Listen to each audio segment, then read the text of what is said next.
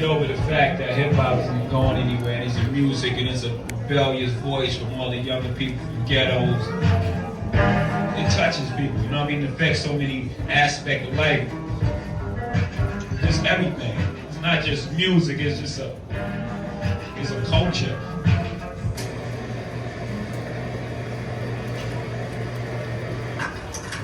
Selective, therefore you must select this. Correct is my objective, be most effective. Literally direct, objectively perfected. My beautiful grandmother, her name is Hattie White. She raised 7 kids. On top of that, her kids had kids, and we all was raised in the same house, one household. I asked her, I said, how much money did you make? And she made $20 a week. And she said, no, but it was fine. You could do a lot with $20 in those days. And with that sort of attitude, that's where I grew up. I grew up believing I could do anything, that I could accomplish anything because of those strong women in my house. I feel like I'm the representative for like a whole bunch of people out there, you know, who don't have this form, who may, you know, talk eloquently, but they don't know how to put it in rhyme form. Right. All I'm doing is taking their words and their conversation, the conversation that I'm having every day, and just putting it in the rhyme form, and just, I'm that voice, I'm that cry from the ghetto. And I knew what I didn't want, I knew what I wanted, I wanted full control over my music, you know what I mean? Yeah, right. So you're the publishing rights, everything. Try to own as much of yourself as possible, you know? I mean, I know times is hard, you know, you gotta how to sell that publishing to eat out, you know what I mean? Because the royalty checks take so long to come, but you know, try to own as much of yourself as possible, you know? Because it's gonna pay off in the long run. We decided, you know, I mean, why do all this work, put all this work in it, and just give all this money to these major companies when we can do it ourselves? All we need is distribution, and we're working on that now. We're gonna find a way around that distribution.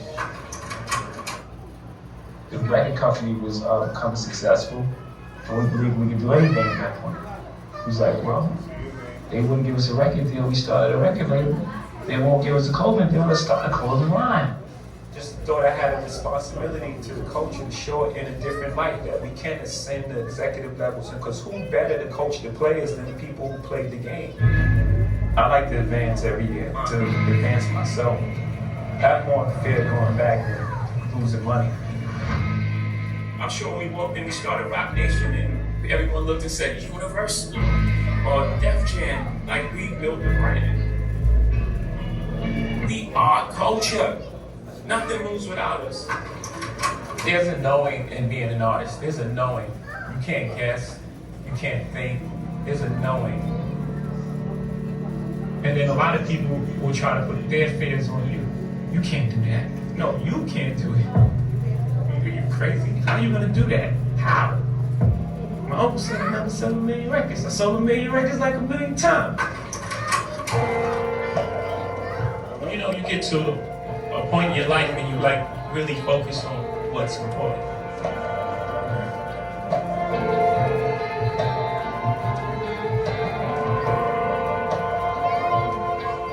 That's what really just brings me genuine happiness.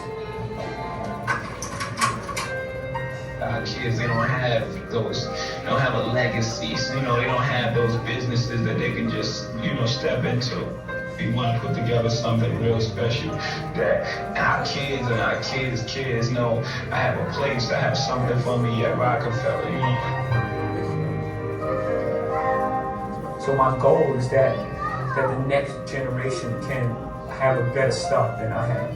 I won't have to start so far, you know, where I come from. So we have to take care of our family first.